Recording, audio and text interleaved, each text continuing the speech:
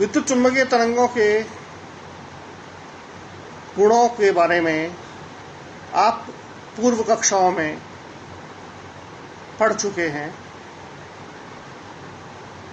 परावर्तन, अपवर्तन, अध्यारोपण, विवर्तन, व्यतिकरण, ध्रुवण। हम ये जानते हैं कि परावर्तन और अपवर्तन तरंगों के साथ साथ कणों का भी विशेष गुण होता है।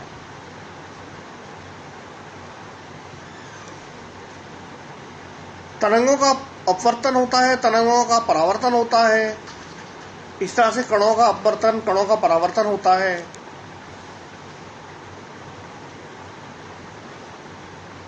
अध्यारोपण, विवर्तन, व्यतिकरण, ध्रुवण,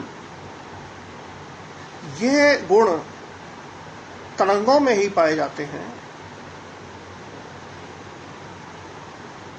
कणों में ये गुण नहीं पाए जाते।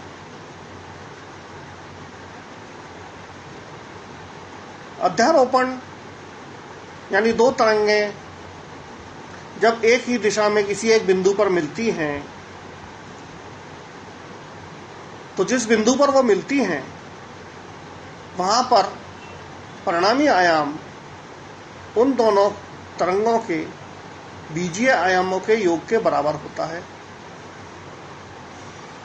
यानी अगर दोनों तरंगों का आयाम समान कला में उस बिंदु पर मिलता है तो परिणामी आयाम वहां पर अधिकतम होगा,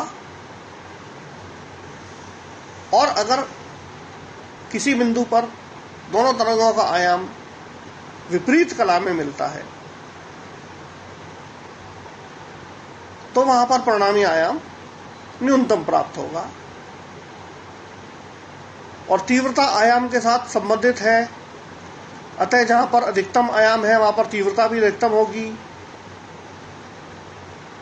और जहां पर आयाम कम है वहां तीव्रता भी कम होगी।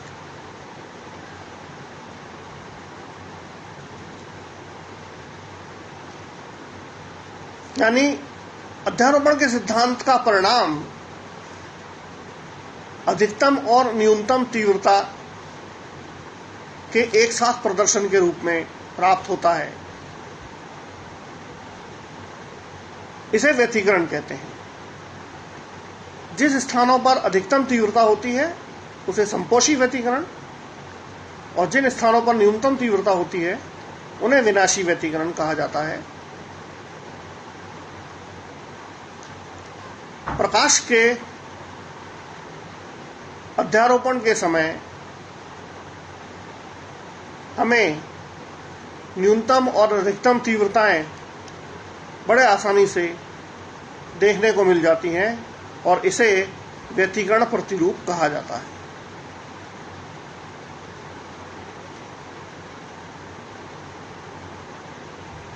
विवर्तन तरंगों का एक विशेष गुण है, यह कणों में नहीं पाया जाता है। बहुत सामान्य रूप से देखें तो जब तरंगें, प्रकाश की तरंगें जब सरल रेखा में गमन करती हैं और उनके मार्ग में कोई ज्यामितीय ऑब्जेक्ट आ जाता है तो उस ज्यामितीय ऑब्जेक्ट की छाया पर्दे पर जब बनती है तो उस छाया की सीमाएं, बाउंड्रीज साफ नहीं होती। आप छाया के बिल्कुल अंदर देखेंगे अंधेरा दिखेगा, छाया के बिल्कुल बाहर देखेंगे प्रकाश दिखेगा, लेकिन बाउंड्रीज, सीमाओं पर आपको प्रकाश और अंधकार का समायोजन मिलेगा। जो तरंगों के सरल रेखीय गमन का उल्लंघन है, इसे विवर्तन प्रतिरूप के रूप में प्रदर्शित किया गया है। इसे विवर्तन प्रभाव कहा जाता है, जिसे दो वर्गों में परिभाषित किया गया है, फ्रेनेल वर्ग, फ्राउनहोफर वर्ग। कणों में ऐसा कोई गुण नहीं पाया जाता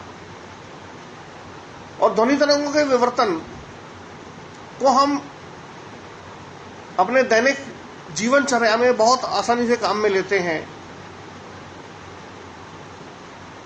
क्योंकि विवर्तन का जो आवश्यक शर्त है कि विवर्तन उसी स्थिति में देखने को मिलेगा, उसी स्थिति में प्रभावी होगा जब ऑब्जेक्ट का आकार आपतित तरंगों की तरंगदैर्घ्य के